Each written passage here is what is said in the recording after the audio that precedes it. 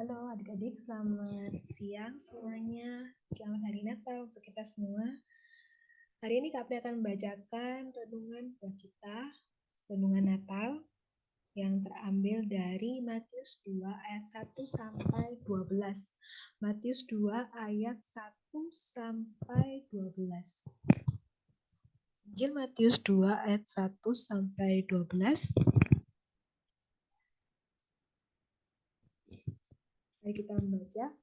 Sesudah Yesus dilahirkan di Betlehem di tanah Yudea pada zaman Raja Herodes, datanglah orang-orang Majus dari timur ke Yerusalem dan bertanya-tanya, di manakah dia, Raja orang Yahudi yang baru dilahirkan itu? Kami telah melihat bintangnya di timur dan kami datang untuk menyembah dia. Ketika Raja Herodes mendengar hal itu, terkejutlah ia beserta seluruh Yerusalem. Maka dikumpulkannyalah semua imam kepala dan ahli Taurat bangsa Yahudi, lalu dimintanya keterangan dari mereka, di mana Mesias akan dilahirkan. Mereka bertanya kepadanya, di Betlehem, di tanah Yudea, karena demikianlah ada tertulis di dalam kitab Nabi.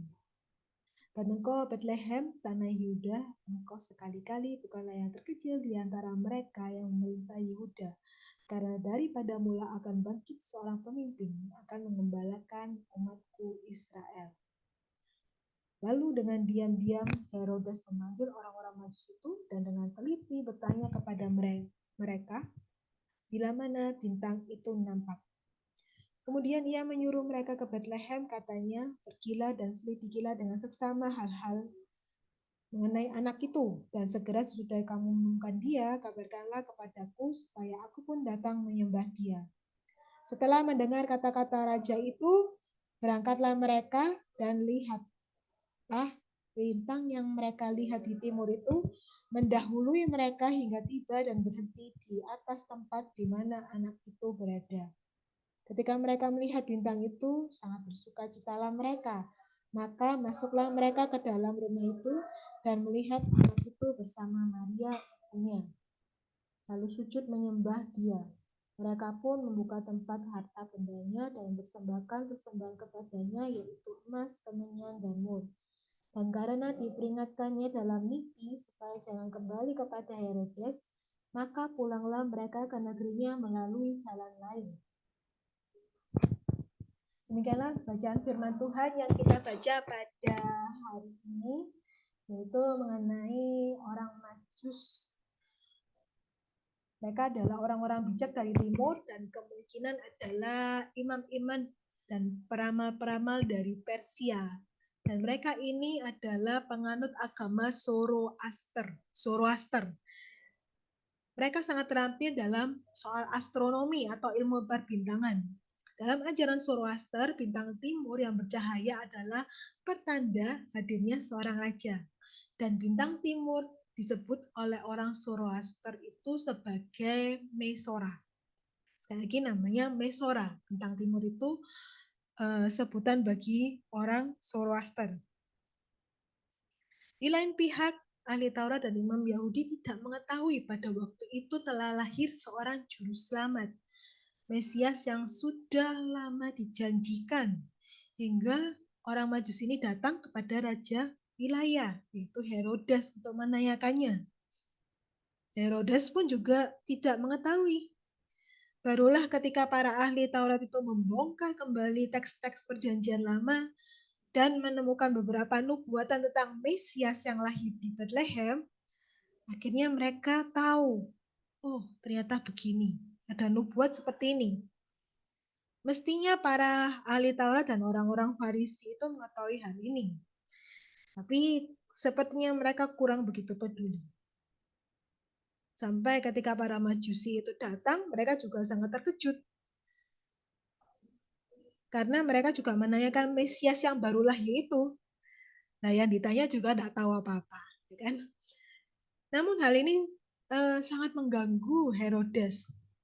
Dia merasa nanti dia pasti bakal tersingkir oleh calon raja ini yang akan menggulingkan kekuasaannya seperti yang dinubuatkan di dalam nubuatan, di dalam Taurat. Karena itu Herodes ingin memastikan di mana lokasi bayi itu dilahirkan.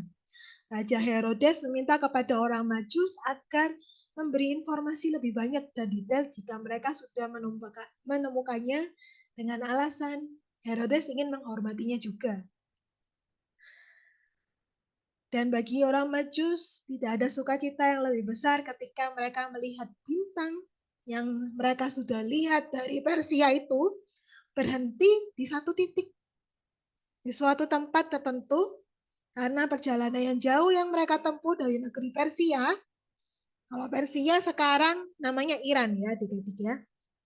Sehingga sampai ke tempat sebuah kota kecil yang jauh dari keributan dan ambisi. Para Majusi ini, mereka sudah tahu bahwa mereka akan menemui yang namanya calon raja baru, hadirnya raja baru. Tentu saja mereka membawa benda-benda berharga yang mereka akan persembahkan kepada sang raja cilik ini. Apa aja persembahannya? Ya, emas, kemenyan, dan mur. Persembahan itu melambangkan soal kemuliaan dan kekuasaan sang raja. Pemberian ini pun akhirnya juga meneguhkan hati Maria dan Yusuf bahwa sang putra yang baru lahir, anak mereka ini sungguh-sungguh layak ditinggikan sebagai anak raja, anak yang sangat istimewa, anak yang dari Roh Kudus. Mereka diteguhkan bahwa bayi ini bukan bayi yang seperti pada umumnya. Bayi ini adalah raja yang dijanjikan, bahkan juga menjadi raja segenap bangsa. Bayi yang lahir ini tidak akan mendatangkan kehinaan meski bayi ini harus lahir di palungan. Bahkan justru kemuliaan yang besar sehingga para Majusi yang datang dari jauh ini menemui, bahkan membawa persembahan. Yang menarik adalah hadiah dan pernyataan sukacita sebenarnya bukanlah soal materi semata. Kalau di balik pemberian hadiah ada makna yang jauh lebih penting, yaitu memberi perhatian. Memperhatikan adalah memberi hati. Orang yang penuh perhatian adalah orang yang peka dan peduli dengan keberadaan orang lain. Orang yang perhatian adalah orang yang tahu akan kelebihan dan atau kekurangan seseorang. Nah, para Majusi dapat tiba di tempat Yesus dilahirkan sebab mereka memperhatikan dengan sungguh-sungguh tanda bintang yang mereka lihat. Bagaimana dengan kita adik-adik?